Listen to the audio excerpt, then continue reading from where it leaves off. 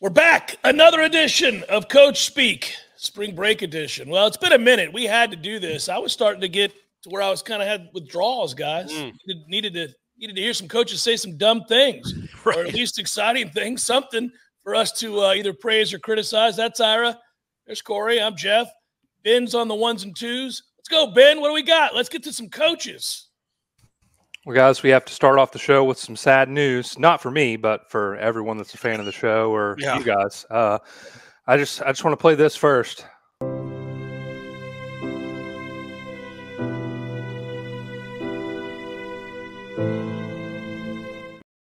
So he kind of had his exit interview, in essence, after Louisville lost. I don't even know who they lost to. I quit caring a long time ago. But they lost in the first round of the ACC tournament, of course. And in a sense, like I said, he kind of had his exit interview. So here's a little snippet of that. Make a case to be brought back for year 3. For me, I go back to day one. And it's unfortunate that we're talking about this right now. When I walked into the program as the new head coach, I talked about I needed everybody on the same page. We sort of forgot that. I talked about how I'm not going to let you blame me. I'm not standing up here by myself. I need all of Louisville with me. We sort of forgot that. I talked about maybe we never it's going to take time, and I'm going to watch and see who jumped on and off the Titanic. We sort of forgot that. I talked about I gave a specific time. I said 3 or 4 years. He said he called his reign the Titanic. that he's been there for 2 full seasons. But nobody's jumping on the Titanic because they know what happens. Yeah. So, my man. And you don't really judge people for jumping off it. Where else are they going to do? Just sit in their bunk while it goes to the bottom of the ocean? And I like that he mentions that everybody seemed to forget everything very, very quickly. I mean, it's amazing how quickly everybody forgot things. It is one hell of a recruiting pitch to be like, guys, we're looking for young men who want to jump on the Titanic. That's who we're looking for. In other words, it's a little bit like being a kamikaze. Yeah. Right. Yeah. Are you willing to sacrifice? Yeah. How much do you care? We're not going to win. We're not going to win games. You're not going to win rings. You're probably not going to go to the NBA. But we'll do this together. And look, I'm not letting everybody blame just me. Not just me. That was one of my rules when I took the job. So if you jump onto the Titanic, not only are you facing certain death, but you'll be blamed for your own. So this is I'm not taking all the blame. I would have liked the Hindenburg better. I think the Hindenburg is a more apt metaphor, but the Titanic works too. Come on, guys. It's a lovely trip. That's unbelievable. All right. Wow. Ben, keep it going. Sorry. All right. And I'm going to watch and see who jumped on and off the Titanic. We sort of forgot that. I talked about, I gave a specific time. I said 3 or 4 years, and I'm good with it. That's what I believed at that time, and that's what I still believe it takes to fix this program. Should not be talking about this right now, but I have to say this. These young men, to play in a program where there's so much scrutiny, is unfair to them. They deserve to play in a program where people are uplifting them to be better, not fighting and tearing them down to make them question how good they are. Then you make my job impossible. That's enough about that for me. I mean, you should be talking to this young man about the game he just played. Was that your career high? Yes, sir. Come on, guys. We lost, but come on, let's talk about that career high. Hey, everything about this is disastrous. We've had a lot of moments on Coach Speak, guys, where we all sat incredulous. He didn't say a single thing that rang true or made any sense. Right. Like not a single word of what he had to say made any damn sense whatsoever. Or took any accountability for how bad his program is. No, everything he just said made him look worse than we already thought him to be. Louisville has a great fan base, right, Ira? Like one of the best in the country when they're good, and he's blaming them for caring too much. Yeah, that's never a good, that's never a good when you're coaching at that level, you can't complain about expectations. The beauty of coaching at that level is you have the resources and the commitment to get the job done. But yeah, there's not one thing he said during any of that would make you want to keep him as a head coach either. I mean, like, there's nothing other than just saying basically, you guys screwed me and made my job impossible. Yeah. There's nothing that would make you want to keep him at all. It makes you wonder about the interview, because I've got to be honest with you, man. He's dumb as a post. Seems like it. At least these interviews, these post-game press conferences, it comes off as there's no other he doesn't way know how to It. communicate. You can't sugarcoat it. There's no other way to take that. You have no self-awareness. Okay, I'll rephrase it. There's zero self-awareness, but I don't think that's true. I think he's chosen this path. It's weird. Everything about that is disgusting. The hire was celebrated by some people at the time because he's a Louisville guy, was on a national championship team, was a really good player, and then he was at Kentucky. He was kind of Cal's guy, and they obviously had a lot of success. So I think people thought that he would be able to compete with Cal, get those kinds of players. But it has been a complete disaster. And I think they've got less wins than anybody in Power 5 the last 2 years. Yeah, there's only like 5 teams that have less wins than them, and it's like Prairie View and teams like that. So Power 5, yeah. Look, man, and to be fair to him, famously, because of all the things he was talking about, Louisville's never had good basketball teams or good basketball coaches, right? Like, that pressure is too intense for anybody to win with. Nobody's never found a way, Corey. Yeah, so at least he got 12 wins or whatever it was the last 2 years. I mean, that was a minor miracle. Maybe many moons ago, some dude named Denny Crum found a way, but I don't know, buddy. I'm letting you know. Was Patino able to win anything Never could get over the hump there. Never Look could. At Chris Mack in 2020, that was a 3 seed in the NCAA tournament, that Louisville team. Oh, well, Kenny Payne. I feel bad that he's off the program now, because I don't know how he ever gets another job after this debacle. Zero chance that dude's coaching anywhere of any significance. And again, he's a head coach. Right. That's what I mean. Not just because of the results, which were catastrophic, but the asinine comments. No accountability at all. Blaming the fans for not wanting to jump back onto the Titanic. Insanity. I think we're not going to belabor it. I feel like I'm going to go back after this show's over and listen to that whole thing. I've never heard a coach screw it up that bad. That was every word of what he said was gibberish. Yeah. And he had to know it was coming. Sweet Jesus. Not like that question came out of nowhere. Well, and then the silliness at the end of, guys, why are we even talking about me? Guy Clark just had 36 points, which is fantastic. But come on, man. Like, what? You gave up 98 and you lost again. We don't care, man. Who's Sky Clark going to be playing for next year? People care about. That was a good one. At least Ben's happy. It was a good week for Ben Spicer. Ren, get your arms around that one, buddy. You'll never have a worse coach at Louisville, ever. You can't. It's impossible. It's nearly impossible. Next. Hey, while we're on the subject of coaches getting fired, Utah State women's basketball coach Kayla Ard was fired. This was tough. I saw this. They told her before her press conference started. Crazy. Why'd she How do you plan to rebuild for next season? I'm not going to be rebuilding. I just coached my last game at Utah State. I spoke with Diana, and they're going in a different direction, and I respect her decision, and I hope they get a really good coach in. Okay, great. That's going to be the last question. All right. Okay. Thank you. All. Thank you, Coach. Don't kick it. Slap the mic. Damn. You got to give her a lot of credit, right? That was dignified. Yeah. As much as it could be. I don't know that I would have gone to the press conference after being told I was fired. Well, it's not 100% clear. I haven't gone back to read. I saw that clip out on social media. I haven't gone to read. Like, was she told before the game? Was she told before, or was it immediately before the press conference? Like, was she told, unless you guys win this tournament, you're not staying, or was it really right before the press conference? Either way, it's awful. Well, but it's like we've seen these.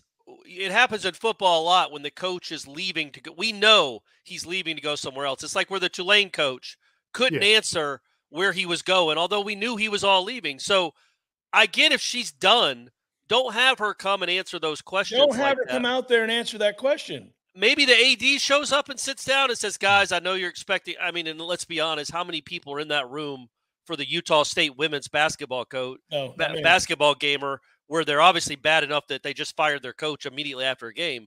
But maybe the AD comes out and sits down and says, hey, just so you know, we're going in a different direction. I didn't want to have her come out here and answer questions when we just decided to let her go, but we've decided to let her go. It doesn't make any sense to do it that way. That was crazy. I mean, that's why it's never been done. I don't know how before. she ever ended up at the dais there. I would say this.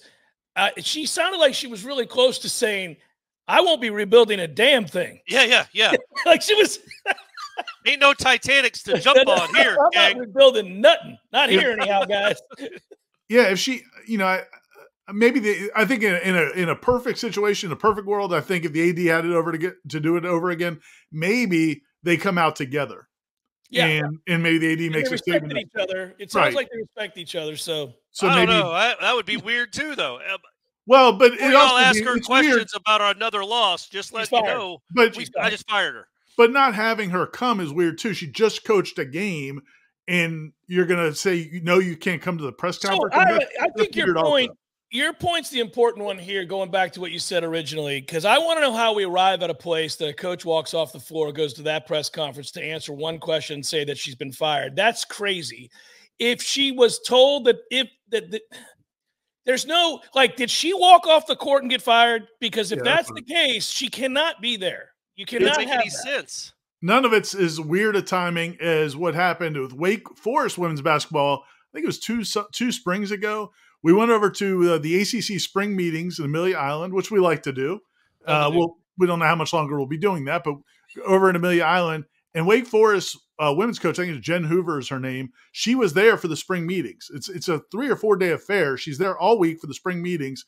The last day of the spring meetings, the Wake Forest AD announces he has fired her and has a Zoom teleconference from the hotel. So she came to the spring meetings, got 3 or 4 days. I talked to her and her husband. I've gotten to know them a little bit at the event because Jamie Givens, who used to work for them, I talked to them during the event. They're thinking everything's fine. And literally while they're there, they get told, oh, no, by the way, you're fired. But 3 days on the beach. Yeah, that's you got that. It's better than having to go to a press conference right after the game. What would have been cool is if she would have been like, well, I can't rebuild anything because I've been fired. I've been let go. I'm not coaching here anymore. Anyway, didn't shoot well from the perimeter. Just crashed the board. Same old story. Just couldn't get it done. Yeah. It just went on with the game, and people kept asking her questions. You've seen this team play. Yeah. Guys, you know. This is what we do. Somebody else's problem now. Yeah. I hope you can fix this nonsense. There you go. Yeah, I'll be watching. Ben, what do we got? Hey, I love this throwback. This is Barry Hinson when he was at Southern Illinois. I'm just going to leave it at that. Okay. And Marcus had an off game. Marcus was absolutely awful. That's about as PG rated as I can say it. He was awful. Our guards were awful. Our 3 starting guards had 1 assist and 7 turnovers. They must think it's a tax credit. It's unbelievable how our starting guards played. And let's talk about our big guys. 2 for 11. How can you go 2 for 11? My wife can score more than 2 buckets on 11 shots because I know my wife will at least shot fake 1 time. But those guys aren't listening. They're uncoachable right now. I got a bunch of mama's boys right now, and we just won't buck up and bow our necks, and we got to get through that. I'm tired of coaching a guy and having him roll his eyes or put his head down or feel sorry for himself. I'm tired of that. I mean, this is big time. People lose their jobs. They don't put their head down. They go get another job. You saw how we turned the ball over. We made 3 turnovers tonight where we just came down and threw them the ball. I swear I thought one time that one of our players said Merry Christmas. I thought it was a gift. I thought they signed a package over. What I got to get to the point is that every time they don't do something what we want to do in practice, we just put them on the treadmill or push-ups. We've done that a little bit, but we'll just be more consistent with it. To me, when you've got a young team, it's a lot like house training a puppy dog. Oh. You know what? When the dog does something wrong, I remember this. Bad dog. Well, I'm not going to hit them. I'm not going to swat them, but Bad dog, get on the treadmill. Well, there was a sniper in the gym. Didn't you see that? I mean, we had guys falling down. I mean, we had a guy snipered at half court. 2 guys snipered at half court. It was unbelievable. I thought Navy SEAL Team 6 was out there. I mean, our guys were coming across it. I mean, just nobody around them and just fell down on the ground. How does that happen? And we had a saying at Kansas, sniper. I mean, so I don't know what happened. So it happened at Kansas too. That's that one got shared on social media. I think Ben gave them credit, whoever put it on Twitter. But that I went back and looked. I think that was his second year, and he stayed there for a while, but I don't think ever had tremendous. You don't think he ever won him over? Don't think it was. He stayed there longer than you might think after that press conference. But I will. He begins this by pointing to the numbers. Where he was there for 8. He was there for 8 years. Yeah, but never incredible. Yeah. Right. I will defend the opening. I'm fine with our guards. Our 3 guards combined for 1 assist and 7 turnovers, and that's it. Okay, that's a tough night. You cannot win if your guards have 1 assist and no points and 7 turnovers. I'll give you that. You can actually cite that one. That's fair. We can't go player by player, but I'm all right with that collective guard rip. What about his wife? What about his wife being able to shot fake and get up? Maybe she can play. More than 2 buckets. I should look that up. I'm on Wikipedia. I should see who his wife was. Maybe she was an All-American. Did she play? Yeah. My guess is she's fundamentally sound. That's a weird second season of Rant, right? I mean, I guess we gotta remember that in that time you couldn't just change your whole roster overnight like college coaches can now. Like Kenny Payne could have, yeah. Maybe he was selling it a little bit better than calling it the Titanic. But get on board this Titanic, boys. I don't know, man. I'm kind of surprised he lasted as long as he did. Also, we don't need puppy training references when we're talking about human beings. You don't need puppy training references. Probably good to steer clear of sniper references as well. Just generally speaking, I think he really butchered the second half of that. What do you think about hunting dogs and show dogs? Comparing your players to whether they're a hunting dog or they're a show dog. Yeah, I wasn't a big fan of that, Jimbo. I was just saying, I think it gets to the heart of what you're looking at. Yeah. How else would you explain it, Ira? Guy that looks good but can't, it doesn't give you what you want. That's a show dog. Hunting dog goes and gets you your pheasant. If I ever come up with like a commandments of press conferences for coaches, I think I'm going to put somewhere in there. Not a good idea. Yeah, that's going to be in there somewhere. I'm not saying animals or just dogs. Most animals, cat. Show cat, house cat versus alley cat. How about house cat versus alley cat? You know, an alley cat's tough. That would be fun. An alley cat's got to fight for itself. You had a lumbering center, Ira. Would it be offensive to refer to him as slothful? Yeah, could you? I mean, I think there are some guys maybe you could get away with it, but I hear you. I hear you loud and clear. By the way, Appreciate it. All right, Ben, what do we got? All right, I feel like we got to cleanse the palate a little bit after those 3 and what's to come. So we're going to go with our first ever college baseball coach. This is Hawaii baseball coach Rich Hill on his team having to play a Monday 2:05 p.m. game against Rice.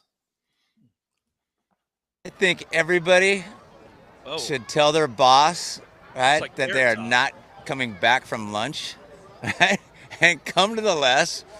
And maybe drink an adult beverage, right, for the rest of the day. I mean, or convince your boss to take the office to the game and do some team building. So whatever the atmosphere is, our guys come to play. I like it. It's a good vibe. That was solid as a rock. It's an Aranda vibe. But he's in Hawaii, so right. You can have Aranda vibes. You can be straight up high during those press conferences. I'm telling you, you can't really tell because his hat's on, but he looks a lot like modern day Carrot Top. He does. He's got some Carrot Top features. You're right. The thick neck and the veiny, but the whole skin complexion and just kind of his whole face vibe felt like Carrot Top and just a little uncomfortable. Anytime I see Carrot Top talk now, up close, it's a little uncomfortable. And that was a little uncomfortable. Corey, having just been in Vegas recently, there's a massive sign on the strip for Carrot Top show. How was it? I didn't go, of course. But I was thinking as we walked past it, don't do that. Like, some other means of advertising the Carrot Top is there. One of his props, man. Have the whole billboard with one of his props. I was going to say, if this baseball coach will agree to like dollar beers, and he's going to pull out props between innings. Yeah, I feel like they're gonna pack their stadium. I feel like the 2 o'clock. Hey, let the office come out and have a few pops. I'm with you, brother. Isn't it also kind of funny? It's just me probably, but like to think that like people have office jobs in Hawaii. Like, oh God, I got to get in the office. 8:30, big meeting with Jim, and then me and Becky got to go make a sales call. It's like, man, you're in Hawaii. Corey, you should change the motto there or the state line, which should just be Hawaii. We don't work. We don't work. We certainly not in an office. Don't know what offices are. We don't do a damn thing here. I mean, I know they work in Hawaii. It's just crazy to think of like high-rise offices. Like I got to go to the 19th floor because we got a big sales meeting. It's an entire state with only service industry jobs. Or surfing. It's surfing. Yeah, surfing and service industry. That's it. Come on out and drink, guys. None of you are working anyhow. You know what else are you doing? What are we doing? None of you are working anyhow. Let's go. If you're in Hawaii, we know you're just chilling out all day. If you're in Alaska, you're running from the law. Yeah, so, you're killing something in Alaska. So he's not. That's not happening at U Alaska Anchorage. Their coach doesn't want anybody in that stadium because you can't trust them. Hawaii, though, you can. What do we got, Ben? We've had a lot of coaches who obviously do not like reporters that they work with. Tyler and James Franklin comes to mind. Joe Mazulla, Boston Celtics head coach, he does not like Mr. Washburn here, and you can tell. Jason's out there. I mean, it seems like at times he's struggling. He's trying to find a shot. He's trying to kind of get going. 26-8 and 26-8 and 5. Yeah, but 9 for 23. I mean, there's. But when Maxey did that, you said we couldn't stop him. No, he did that in the fourth quarter. Oh, okay. He killed you. I remember he had like 30 points on 28 shots, and you were like, "How come you couldn't stop him?" No, but he killed you in the fourth quarter. It's the same thing. It's the same exact situation. No, but my point is that do you pull him aside? Do you do anything to try to get him going or get? I think he's playing really good basketball. I think it just looks different. I mean, he had at least I saw 5 potential assists tonight. He had 26, 8, and 3. He's being patient. He's understanding where the game is coming from. Tonight he handled a little bit more on pick and roll. And I thought he made some good plays. He missed a couple of easy baskets at the rim. But, I think the whole, like you said, looking like he's struggling, I think that's kind of, you can talk yourself into some of those things. And I think people are so used to seeing him dominate in a different way. But we have a different team this year with different expectations, And the best thing, the most valuable thing that a guy like him can do is do what the game needs and do what the team needs. And then also be able to be yourself, which he's done for us. And so I think he just has to continue that. But that's a professional way of telling that guy you're dumb as hell. That's beautiful with the you can talk yourself into these things. Nicely played, sir. Nicely played. Also, they're like 45 and 13. I was going to say, and he's an MVP candidate. Yeah.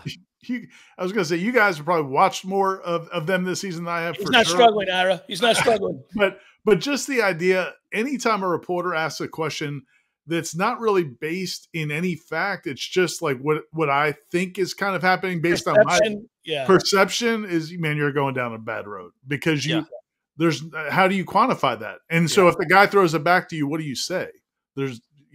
You just basically do what that guy does. Well, but back to my question, I'm just going to still ask my same question. Yeah, he stutter-effed his way through the retort to the other night. You said we couldn't stop Maxey. He scored 28 points on 30 shots. Yeah. He's like, I said you couldn't stop him in the fourth quarter. It's like, all right, man. Okay. Now you're reeling at that point. Yeah. I love, and we've talked about this many times, when a coach can sit up there calmly, and who was it? It was the guy at Utah State or That's Utah a woman. Oh. No, last year. Yeah. What's his name? Whittingham? Yes.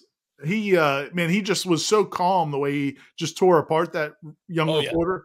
Yeah. That's the good stuff. We don't need the tirades. Just calmly handle your business, and he did a great job of it there. Well, he must have been incredulous. I mean, he's clearly dealt with this reporter before, but how are you coming at the head coach of the Celtics and addressing Jason Tatum's play?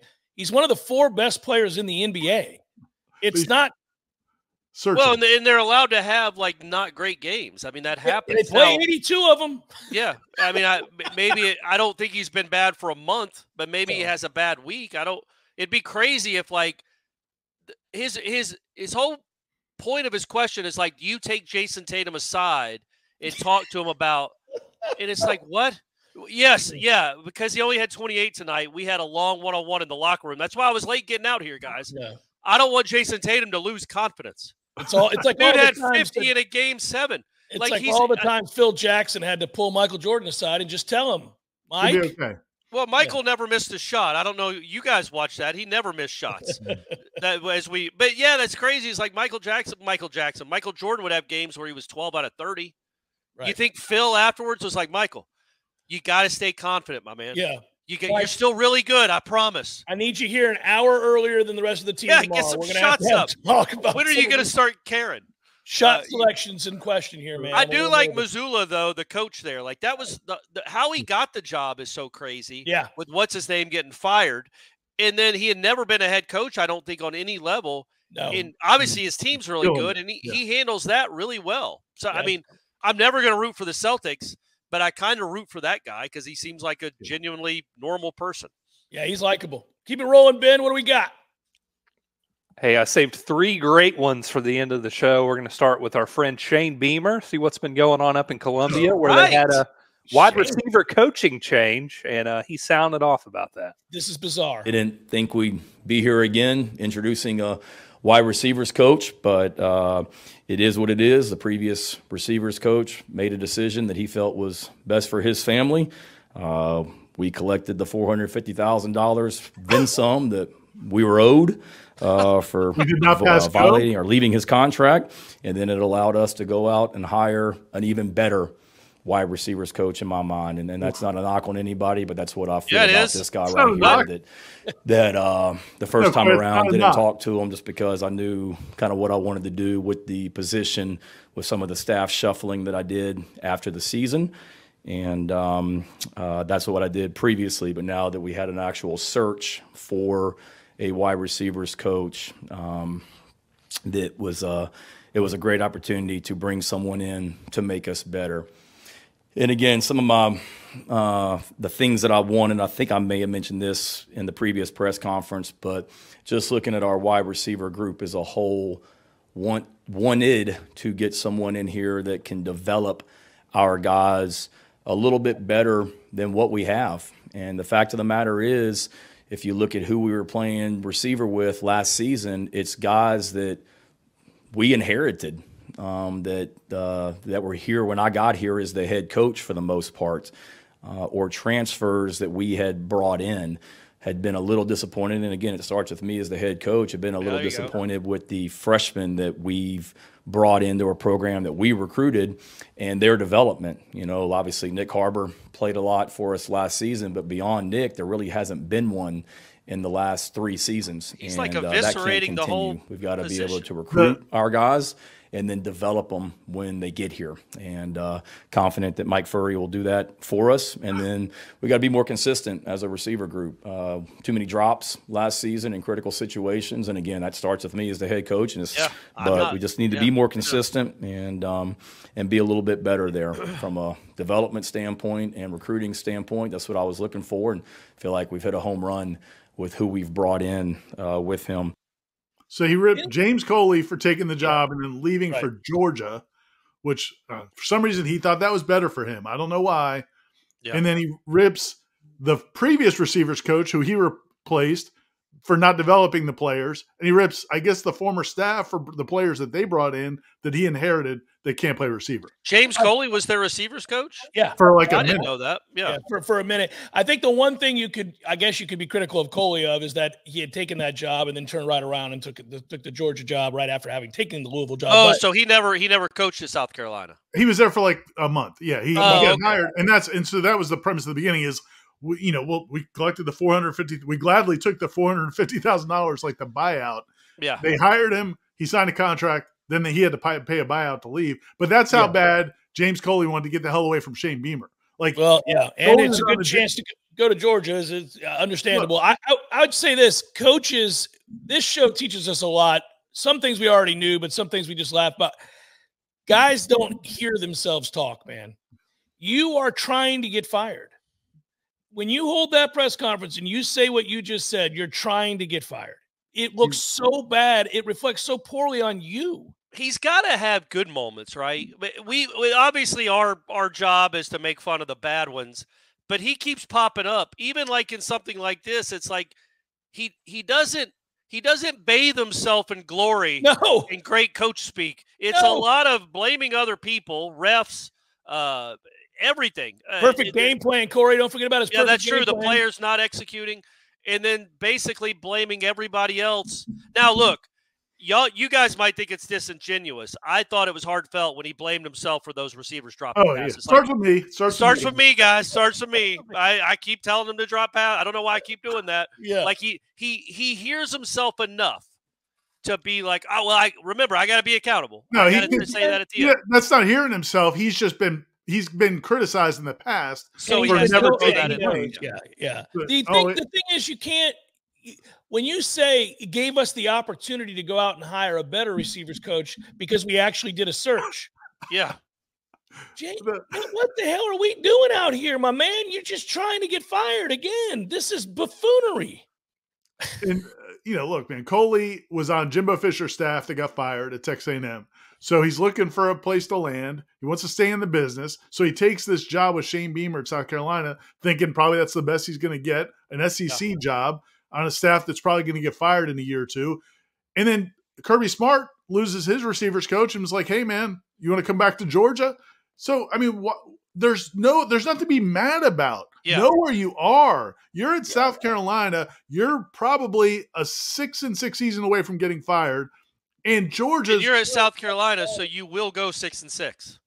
And then Kirby's, with Nick Saban retiring, Kirby may be the best coach in college football. They may be the best program in college football with Harbaugh and Saban retiring. Yeah, there's no maybe about it. He left a perpetual 6-6 team for the best program in the sport, and Beamer seems butthurt about it and not understanding. And I get it. You want to have pride in your program, I guess. But don't puke all over yourself at that press conference by saying maybe it gave us the opportunity to go out and get a better wide receiver coach because we did a search. You know what vibes he gives me, Jeff? I don't include you, Ira, because you're not a golf fan. But I watched that Full Swing thing on Netflix. Me too. Show. Me too. He just reminds me of one of these golfers. Completely entitled. He reminds me of Justin Thomas, Shane Beamer, just his personality. Yeah. It's like, yep, he's a little bratty, a lot bratty. You could tell he grew up with money. I have no idea about Justin Thomas. I just assume most professional golfers grew up with money. He did. His dad was a golf pro. There you go. So you could tell he grew up with money. He's completely different than his dad, who did seem likable. Frank Beamer is his dad, right? I'm not. Yes. Yeah. And Frank Beamer didn't grow up with a ton of money. His son did because Frank Beamer was a really good head coach.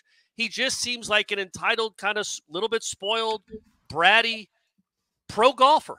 He just gives me those vibes, man. A lot of these guys that we highlight on this show, if they're repeat offenders, it's what we said earlier. There's just a lack of self-awareness. They don't see how they're perceived. They don't kind of read the room. They don't hear themselves talk. Like there's nobody on earth that would sit down with you as a PR coach and say, that's how you do it. Yeah. That's how you do it, guys. You take no accountability. You blame everybody under the sun. You sound like your butt hurt and offended. You rip yourself in your process, and you rip everybody that's come before you. There's no leadership whatsoever. I would have fired him after that press conference. If you're South Carolina, what are you wasting your time? Just fire him. Fire him. Go hire Coley as your head coach. Back to Corey's point from the beginning, though, he has to do something positive. Yeah, man, I think like as an assistant coach, I think he's known as a pretty good recruiter. He can be a funny guy, like when things are going well. But that's the problem when they get in the big chair. That's a big change, and you don't get to be the funny guy who gets to laugh off mistakes or whatever else. You have to answer these kind of questions, and yeah, man, he's just clearly not equipped to be a head coach. You know, when he hits South one, Carolina, how pissed are you? Like, if you're a fan, Yeah. You're like, what are you doing? You're just spinning your wheels. Good That enough dude to ain't be ever this- going to win a damn thing. And you're not a good enough head coach to be this annoying all the time. And this, but he's the guy that when he hits his 8-iron over the green, he throws the 8-iron at his caddy and goes, "Nice club choice, asshole." Yeah. And starts walking off. I mean, that's just him. That's the vibe I get from him. He might be an awesome guy. No, I think trust your intuition. Okay, all right. Yeah, I think that's right. And by the way, I think if I were hosting a show in Columbia, South Carolina, they'd either love me or hate me. Every day I'd be like, well, we're just wasting our time with this asshole still coaching here. There'd be no chance that I could say anything other than that. Ben, what do we got? All right, we got two more. We would have had this one regardless if we had done a show the last couple weeks, but I think it takes more importance now that Duke has done some scummy things themselves since then. This is John Scheyer complaining about court storming after they lost to Wake Forest, which is ironic because when they played North Carolina and North Carolina beat them at Cameron Indoor, their fans were throwing things at North Carolina players. And Filipowski tripped the kid running back court. He pulled a Grayson Allen. Yeah. It was a vintage. Is this on? Can you guys hear me? Is this on? Okay. Hats off to Wake Forest. They're a really good team, and I don't think they're respected. Just like I said after the first time, they're not respected the way they should be nationally. If on one hand we care about metrics, to put teams in, and then on the other hand we don't. They're a top 25, no matter how you slice it up metric-wise. So we knew it was going to be a big-time game. Disappointed we lost. But look, for me, I'm more concerned about the well-being of our guys. Flip sprains his ankle. When are we going to ban court storming? Like, when are we going to ban that? Like, how many times does a player have to get into something where they get punched or they get pushed or they get taunted right in their face? And it's a dangerous thing. And I don't want that to take away from the game that Wake played. Because Wake played a big-time game. Salas was as good as could be today, and hats off to them. But you look around the country, and Caitlin Clark, something happens. And now Flip, I don't know what his status is going to be. He sprains his ankle. He's fine. And it's one thing, like when I played, at least it was 10 seconds in the court. You would storm the court. Now it's the buzzer doesn't even go off, and they're running on the floor. And this has happened to us a bunch this year. It's part of it. I don't want this to take away at all from Wake. They earned it. They deserve the win. Steve is a hell of a coach. I respect the heck out of him and his team. They're really good. And if this is an example that they need to be in the tournament, what are we even talking about? So I'll answer any questions. But for me, that's hats off to them. We need to be better. We need to learn from this. But that needs to stop.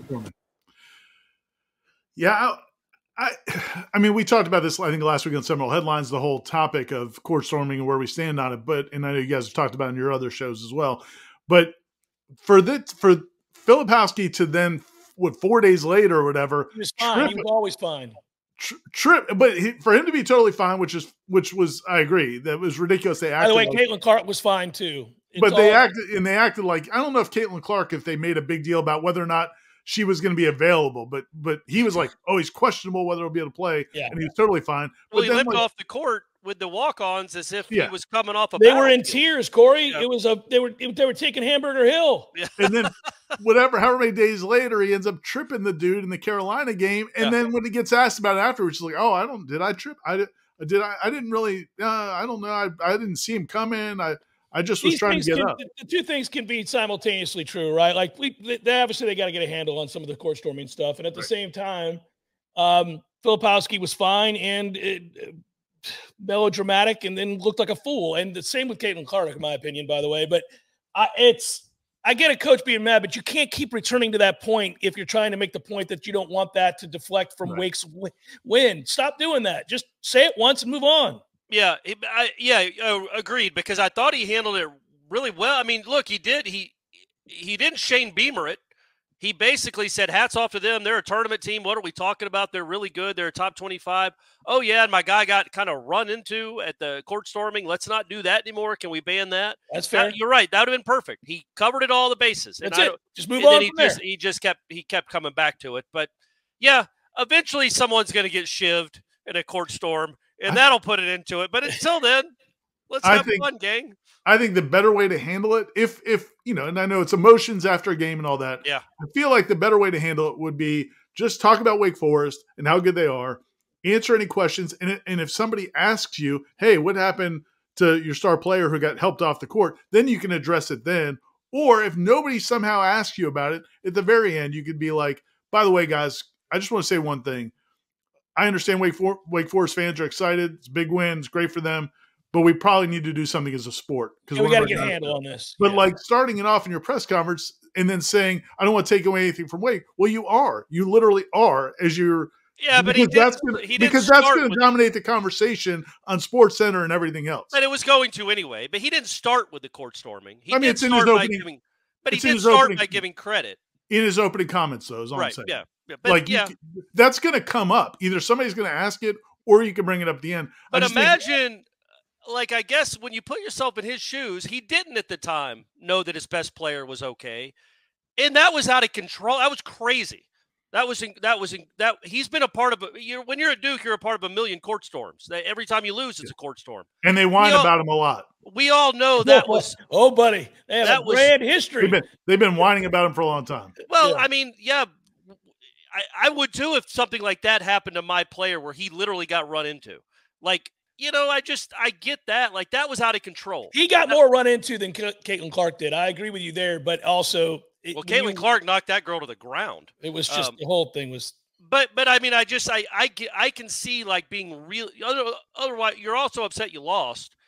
And then 100 students barrage into your best player with no... He's just sitting there. I know he's bigger than all them, but I can understand why he'd be upset by that. And I'm just saying, as Corey Clark, that's all I would have talked about. I would have been like, get a handle on yourself. Where's your security? Guys go to the NBA. The inherent problem with complaining about court storming is you're always going to be complaining about after you just got your ass beat by a worse team. Yeah, that's the problem. You are always going to be complaining about definition. It right after losing. Yeah. But if Filipowski would have been genuinely hurt. Which he didn't know at the time. We already said, no, Corey, I'm with you. I think we all agree that they got to get a handle on it. Everybody understands that. It's just the manner by which, since we're doing coach speak, we're talking about the order of which you talk about it and whether or not you should talk about it and when, that kind of thing.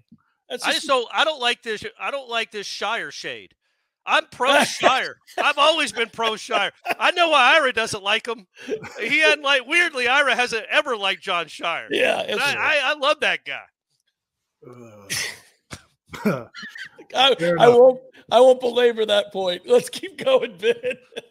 Hey, I did want to bring this up. I thought this was funny. I saw this meme online. Ira mentioned dominating the conversation. So some of the ESPN personalities really freaked out, including Seth Greenberg, and someone imagine that made this meme to make fun of him. This is his proposed court storming solution: immediate cancellation of the season, loss of U.S. citizenship if applicable, $1 billion school fine for court storming, court stormers deported to Guantanamo Bay. That's not real, but that's hilarious. If applicable. Really well done. I do like, though, that in the days after that court storming, first of all, it was pretty obvious that Filipowski was going to play the next game because they kept asking Scheyer about it and others. He's like, well, he's out there moving around today.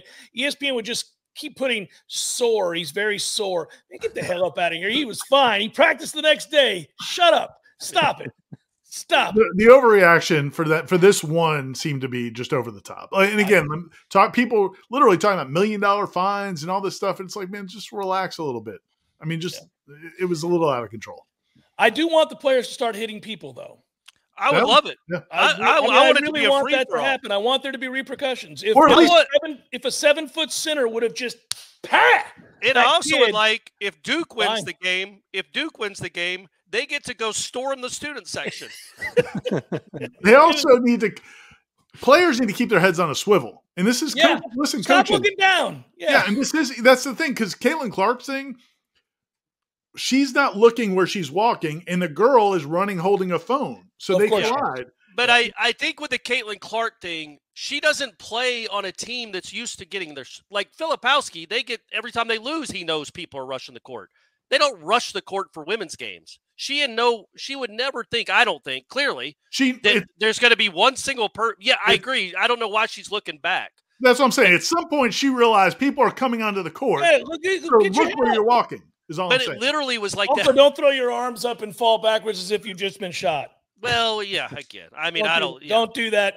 Corey, man, you are just I saw that when you don't see somebody at all and you get hit, you get knocked Corey, back. Corey, go back and watch that frame by frame, buddy. He's going for an Academy Award. It is ridiculous. I don't know why she would do that. She's not getting 2 free throws. You don't know why she would do that. We're not. She's not getting 2 free throws. Keep rolling, Ben. Okay, while we got Corey fired up here, our last one. This is Corey's favorite, Kim Mulkey. All of our favorites. After the brawl, I guess you could say the mini fight altercation on the SEC championship with South Carolina. I don't know if you guys saw that. But good for that girl, by the way, pushing her. That was awesome. Why couldn't that student from Ohio State that hit Caitlin Clark had done that to Mulkey?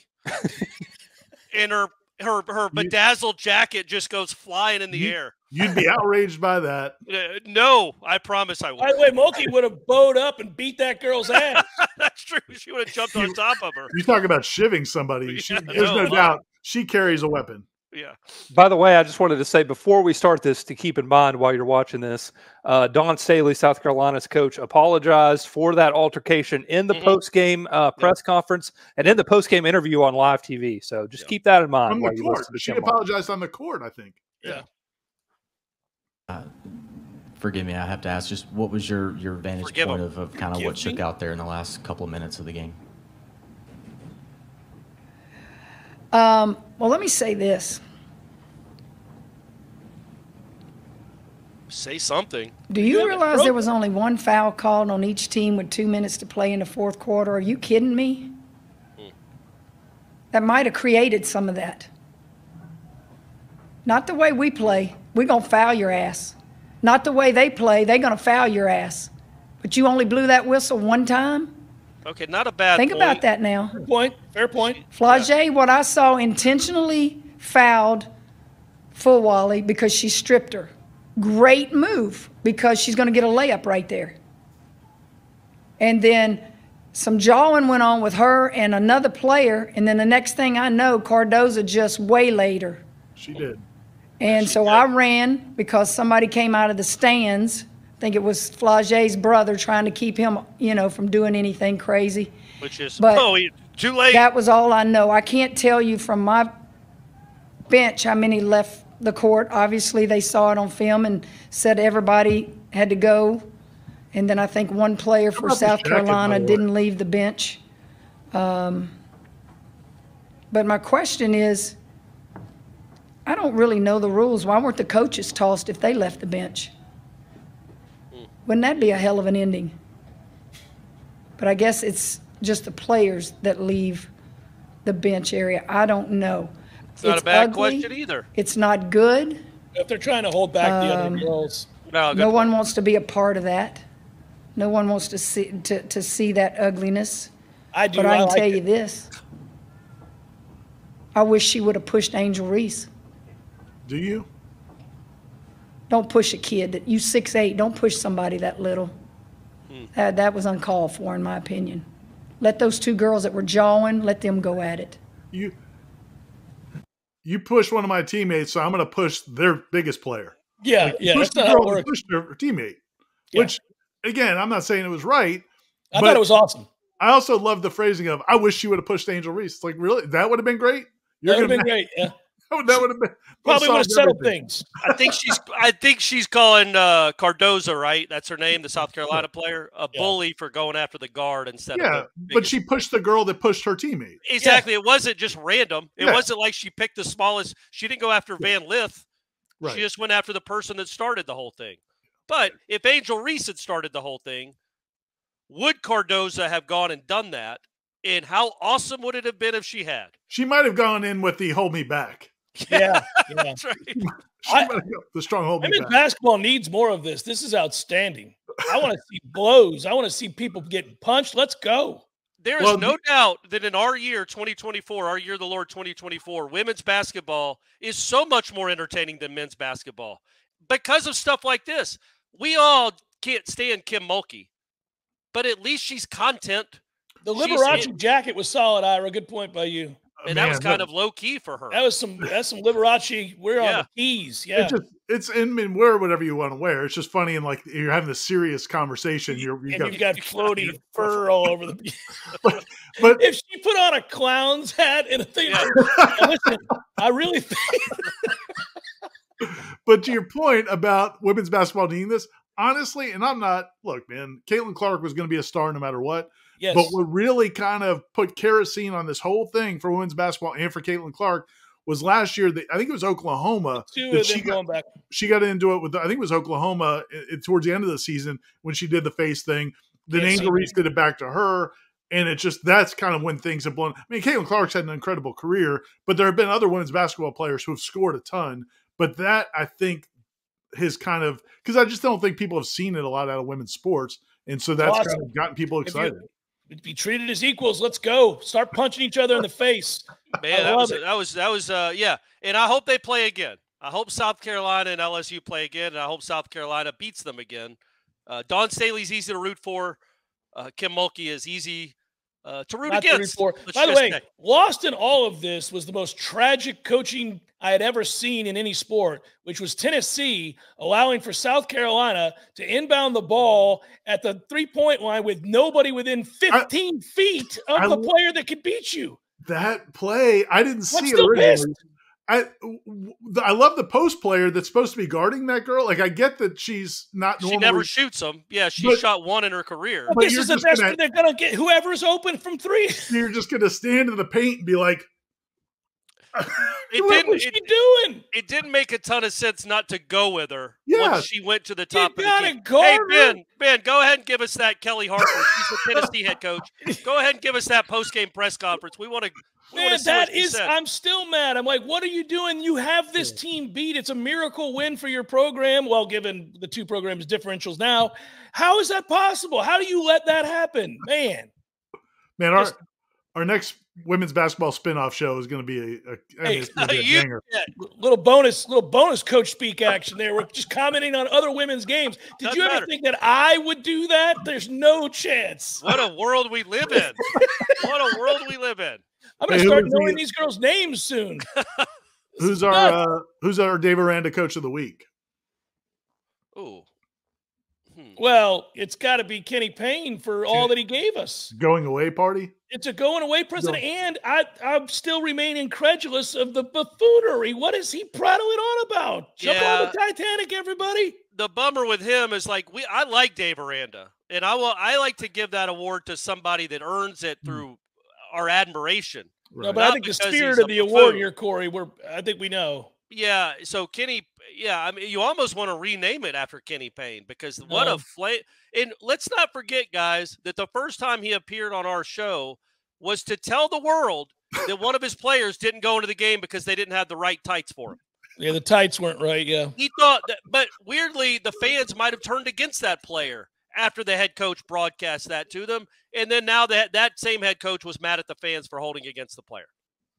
Well, this was a quality 53 minutes, boys. Unbelievable. You can tell we missed this. We missed this. Great job out of you, Ben. Great job, Ira and Corey. Till next time, I'm Jeff. Be good, everybody. Peace.